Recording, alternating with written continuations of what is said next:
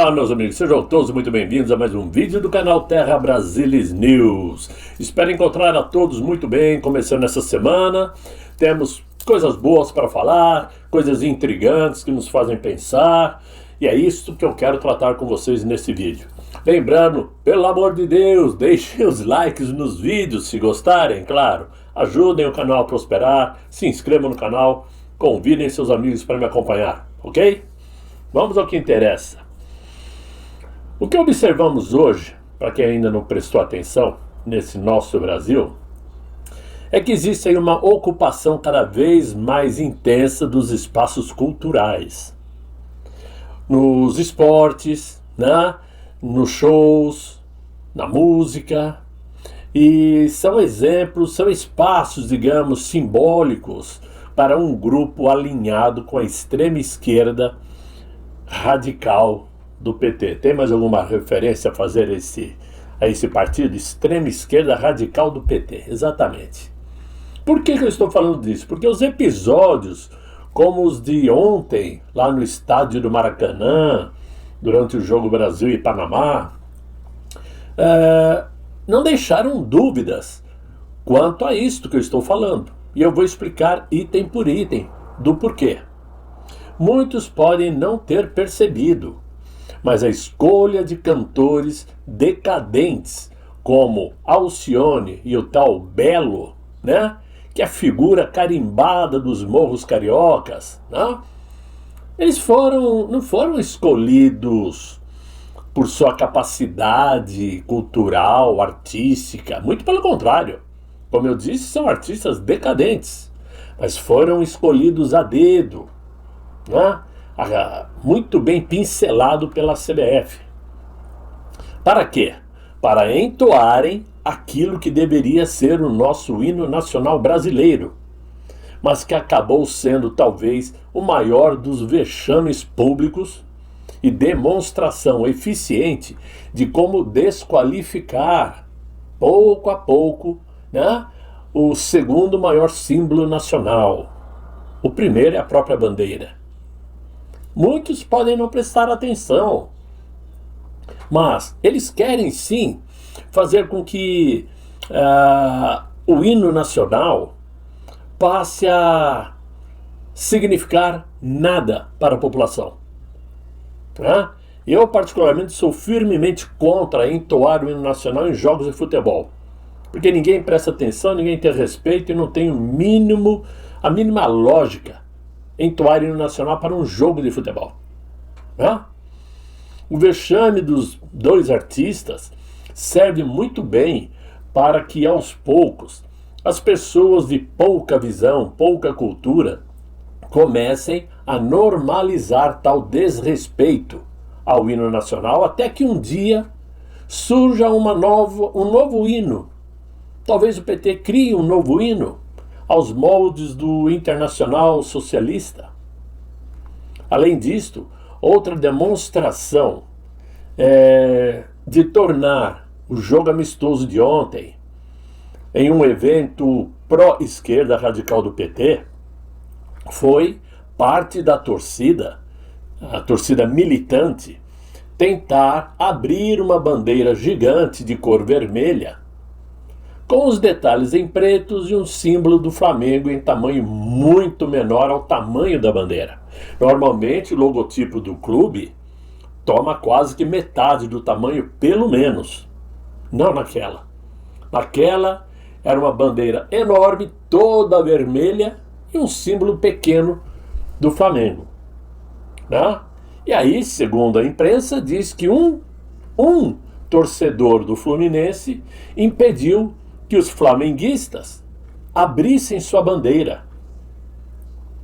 Alguém realmente é capaz de acreditar que um único torcedor do Fluminense, arquirrival do Flamengo lá no Rio de Janeiro, conseguiria impedir que os flamenguistas abrissem sua bandeira? É claro que não. É evidente que não, porque não ficaria por isso mesmo. No mínimo, sairia pancadaria. O que aconteceu é que torcedores brasileiros impediram a abertura de uma bandeira monstruosa de cor vermelha. representando o PT e não Flamengo. Isso está mais do que na cara, a menos que eu seja o único com essa visão.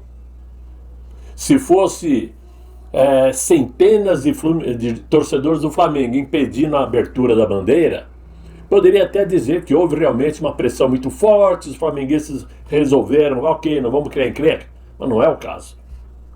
Né? Além do mais, para quem não prestou atenção, havia uma faixa exibida no peitoral da arquibancada, na curva do estádio, com a denominação Movimento Verde e Amarelo. Alguém de vocês é capaz de lembrar o nome de uma torcida com esse nome? Movimento? Movimento Verde e Amarelo é uma denominação política. Não existe essa torcida em lugar nenhum no Brasil. Né? E essa movimentação não é por acaso, já que o próprio mandatário brasileiro, essa semana que passou, estava incentivando seus eleitores petistas a vestirem o verde e amarelo, com a tentativa de confundir os eleitores brasileiros.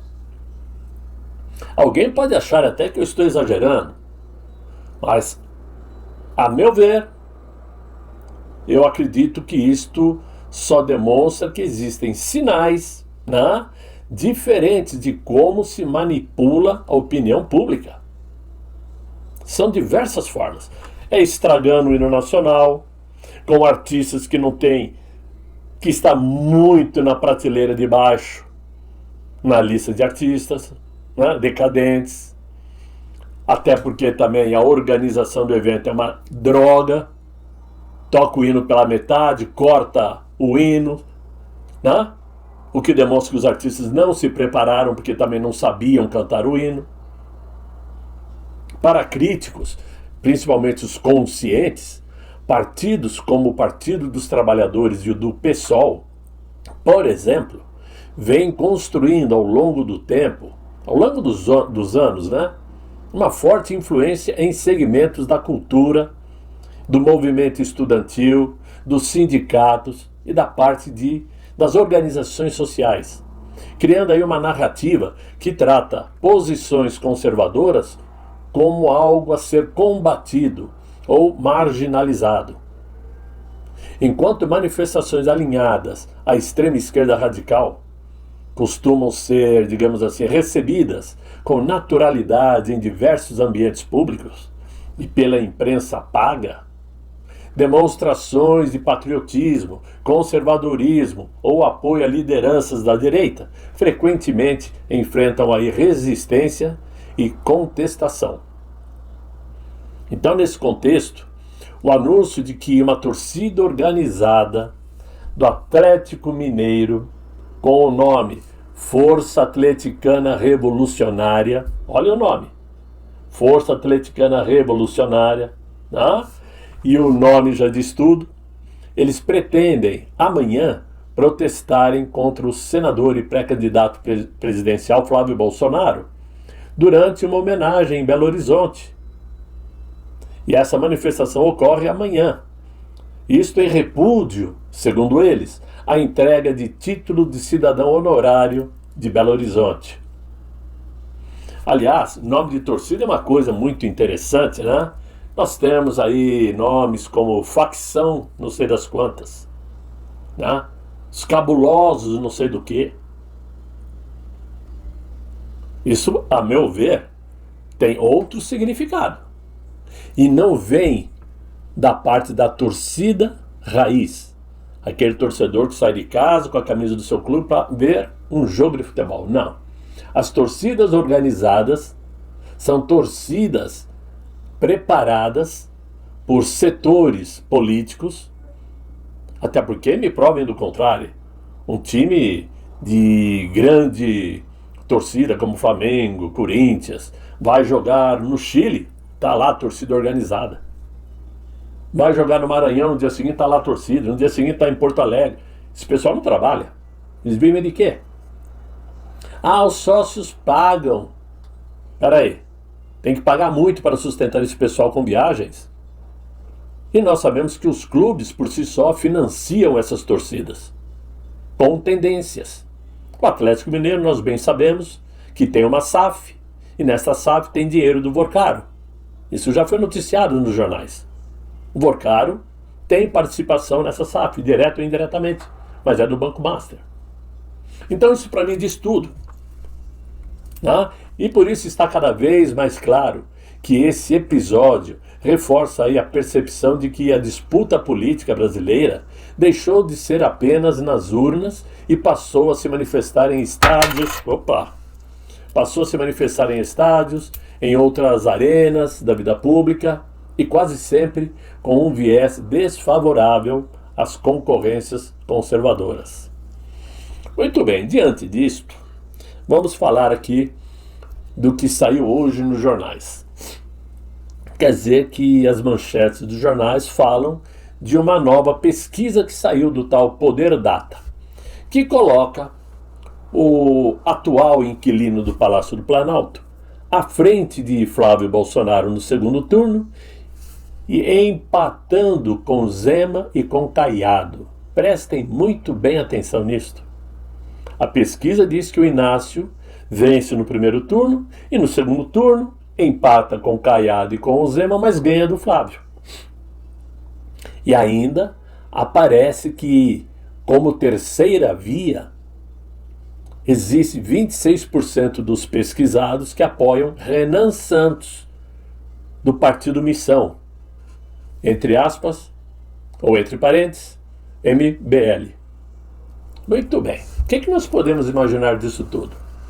É claro, é evidente que, primeiro, por pior que seja, pela porcaria que é, o presidente do Brasil tem mais votos que o Zema e que o Caiado. E por que eu falo isso? Porque os dois são tão fracos, são tão ruins, que até o Inácio ganha deles. Zema tem aí no máximo 4%. O Caiado é a mesma coisa. Será que de sexta-feira para hoje já estão empatando? Ah, Paulo, mas o que o Flávio fez não se faz contra o Brasil. É o que vão dizer como se diz? Eu ia falar uma bobagem. É o que vão dizer os militantes. Os militantes vão dizer isso. As maritacas vão dizer isto. Porque nós sabemos, melhor dizendo, perfeitamente que Zema e Caiado não têm voto para sair do primeiro turno. Ponto. E aí vem o fator segundo turno. Primeiro turno, eles dizem que o Inácio ganha. Ah, o Flávio não vence. Mas no segundo turno eu duvido. Por um simples detalhe. Se existe aquela percepção de que Zema e Caiado são candidatos da direita, ou centro-direita, como eles dizem, seus eleitores, obviamente, são contra o PT. Então, no segundo turno, obviamente, eles seriam obrigados a apoiarem Flávio Bolsonaro e não o Inácio. Ou vão querer provar que um suposto problema criado pelo Flávio é mais grave do que o que já fez e o que está fazendo o Inácio. Essa conversa não cola. É conversa para boi dormir, para despistar, desvirtuar e criar dúvidas na cabeça dos eleitores mais desavisados e menos informados. É óbvio que eles fazem isso porque o Flávio está na frente do Inácio. Tenho certeza disto. Certeza absoluta. E indo para o segundo turno, no voto, o Inácio não leva. Tenho certeza disso. Agora, quando aparece essa conversa de que o Renan Santos, do Partido Missão, MBL, né, tem 26% de aceitação para ser a terceira via, isso me faz rir, no mínimo. Porque é ridículo. Eu sou obrigado aqui a fazer um pequeno dossiê sobre esse camarada. Porque é um camarada. Não merece ser tratado de senhor, de jovem. Não, é um camarada. Né? Porque vejam só. O Brasil está apresentando aí esse partido político, oriundo do fundo de quintal do MBL, né? Que tem o nome de Missão. E que foi aberto assim, ó, a toque de caixa. sem dificuldade alguma por parte da Carmen Lúcia, que era presidente do TSE. O nosso presidente Jair Bolsonaro não conseguiu de jeito nenhum abrir seu partido, mesmo sendo presidente da República e tendo angariado mais de 400 mil assinaturas. Não deixaram abrir o partido. Ah, mas o Missão pode. Não sei se é porque o Renan, né, é chegadinho com aquele ministro, né, vive conversando com aquele ministro, é o que dizem, né? Mas esse partido do Renan Santos, do Kim Kataguiri, do tal Mamãe Falei, o que um partido desse pode representar para o Brasil? E aqui não se trata de uma ofensa gratuita, em hipótese alguma, é somente realidade. Uma realidade que reforça a ideia de como eles foram acostumados a fazer política, ao estilo algazarra, tumultos, falatórios aleatórios, para pincelar admiradores do mesmo nível. Molecada, sem experiência pública. O Kim Kataguiri nós já conhecemos. Ele apoiou Jair Bolsonaro. No dia que saiu os resultados, ele estava na residência de Jair Bolsonaro, vibrando com ele. Passou aí alguns meses, virou a cara, ficou anti-Bolsonaro. Aí uma hora apoia a direita, outra hora critica. Ou seja, o moleque também não vale nada, essa que é a verdade. Não vale nada. É que infelizmente temos pessoas no Brasil que não enxergam um palmo diante do nariz para colocar um cara desse como um deputado federal. Né? Trata-se aí de um moleque que pula de galho em galho procurando protagonismo. A sua irrelevância parlamentar é digna de dó. Não como atuação, mas pela relevância diante de seus pares. Mas existe sim nesse partido um discípulo ao estilo de José Dirceu, né? Que se chama Renan Santos, que trabalha nos bastidores e que é o atual pré-candidato à presidência da República, vejam só. E que surge como anti-bolsonarista e anti-lulista. Está atacando Flávio Bolsonaro, dizendo isso, dizendo aquilo. E o perigo é que eles se colocam como contra ambos os lados que estão disputando aí a corrida eleitoral. O problema, porém, é que o passado condena. Desde o início do MBL, que surgiu vendendo a imagem ativista de renovação política, combate à corrupção e moralização da vida pública, tudo começou a ganhar contornos mais pesados quando o Ministério Público de São Paulo decidiu denunciar Renan Santos por tráfico de influência, que, segundo os investigadores, teria atuado para indicar empresários ligados aos esquemas de contratos públicos e contratos suspeitos, diga-se de passagem, dentro da antiga imprensa oficial. Por exemplo, dentro do Estado de São Paulo, o jornal O Estado de São Paulo, o Estadão. O nome que apareceu no centro das investigações é do empresário Alessandro Mônaco Ferreira. De acordo com as apurações, o Mônaco Ferreira teria operado um esquema de fraude em licitações e contratos públicos milionários. A investigação da Polícia Federal, do Ministério Público Estadual, aponta que empresas ligadas ao empresário participaram de um contrato de aproximadamente 8 milhões de reais, que é alvo de suspeitas e direcionamento à lavagem de dinheiro. Na sequência, a Justiça de São Paulo aceitou parte importante dessas denúncias contra o Alessandro Mônaco Ferreira por lavagem de dinheiro e fraude em licitações. O empresário virou réu formalmente. Mas em outra fase da investigação, a Polícia Civil de São Paulo prendeu os empresários ligados ao MBL e integrantes do Ministério Público passaram a afirmar que as apurações indicavam a existência de uma estrutura organizada de ataques digitais, pressão política e campanhas condenatórias de destruição de reputação. Esse sim era o tal verdadeiro gabinete do ódio. A partir daí, os investigadores passaram a analisar relações financeiras, trocas de mensagens, movimentações empresariais e conexões políticas envolvendo pessoas próximas do MBL. Mas enquanto tenta se consolidar como um partido político sério, o nome do seu principal dirigente, o Renan Santos, aparece em denúncias graves feitas pelo Ministério Público de São Paulo. Isto desde outubro de 2020. Através do promotor Marcelo Mendrone, que aponta o pré-candidato como envolvido em esquemas ligados a contratos públicos e licitações duvidosas, a situação vai ficando mais complicada para o grupo MBL.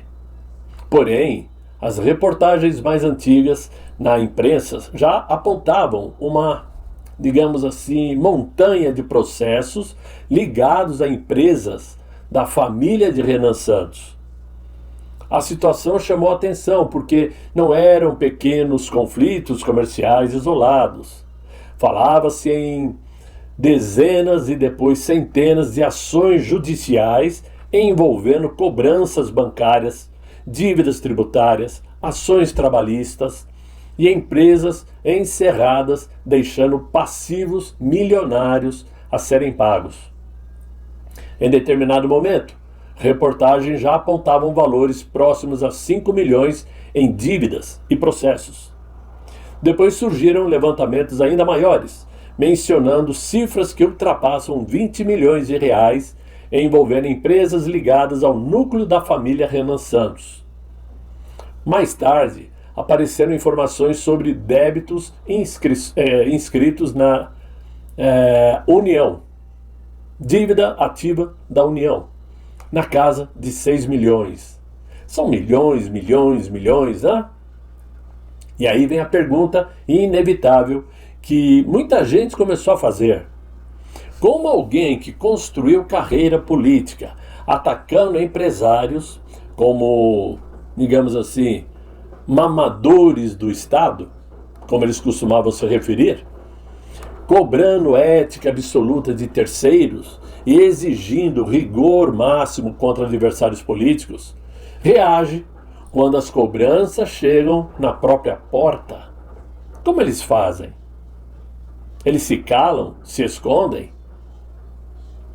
Tudo isso que eu estou falando é para concluir que as dívidas judiciais contra a família de Renan Santos e o próprio Renan normalmente citam valores muito acima dos 400 mil. Os nomes e números que aparecem deixam tudo muito claro. E esses números divulgados, digamos, não nos últimos meses, mas ao longo dos últimos anos, variam conforme o período e o tipo de cobrança analisada. Uma das primeiras grandes reportagens, por exemplo, sobre o assunto foi publicada pelo UOL em 2016, mostrando que Renan Santos já respondia, junto com empresas e familiares ligados aos negócios, a mais de 60 processos judiciais. Vejam só, 2016 já tinha mais de 60 processos, incluindo ações cíveis e trabalhistas. Mas, segundo a matéria, as cobranças somavam cerca de 4,9 milhões. Agora, já o site petista Diário do Centro do Mundo afirma que a família de Renan Santos responde a 125 processos e já teve bens leiloados, apreendidos para pagar dívidas. Então seria este o tipo de pessoa capacitado a ser uma terceira via na corrida presidencial? É claro que não. É claro que não tem a mínima chance.